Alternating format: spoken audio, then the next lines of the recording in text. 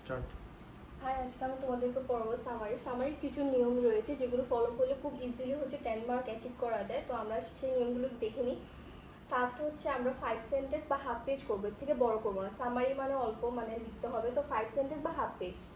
এরপর আমরা ইম্পর্টেন্ট সেন্টেন্সগুলো নিব এবং যাতে পুরো পেজেসটা কভার হয় সেটা আমরা খেয়াল করবো, ইম্পর্টেন্ট সেন্টেন্সগুলো নিব। আর নেক্সট আমরা সিনোনিম থাকলে সিনোনিম অ্যান্টোনিম এগুলো ব্যবহার করব।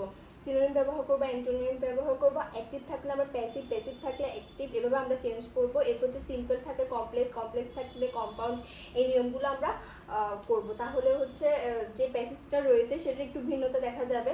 ফুল প্যাসেজ যদি হুবহু তুলে দিই তাহলে তো হবে না। এরপর 4 নাম্বার নিয়ম কিছু রয়েছে যেগুলো আমরা করতে পারবো না। এক্সাম্পল আমরা ইউজ করব না, কম্পারিজন আমরা করব না, কিছু কম্পেয়ার যেটা রয়েছে এই তুলনাগুলো করব না। এরপর কোটেশন, আমরা কোটেশন ব্যবহার করব না। পার্সেন্টেজ থাকলে পার্সেন্টেজ ব্যবহার করব না। এবং এক্সট্রা ইনফরমেশন যেগুলো রয়েছে, যেমন আমরা নিজেদের পার্সোনাল কোনো মতামত দিব না। যেটা প্যাসেজে রয়েছে সেই সেন্টেন্সটি আমরা নিজেদের মতো করে লিখব। সিনোনিম অ্যান্টোনিম ব্যবহার করে অ্যাক্টিভ থেকে প্যাসিভ, প্যাসিভ অ্যাক্টিভ, এভাবে করে সিম্পল কমপ্লেক্স করে আমরা ব্যবহার করব।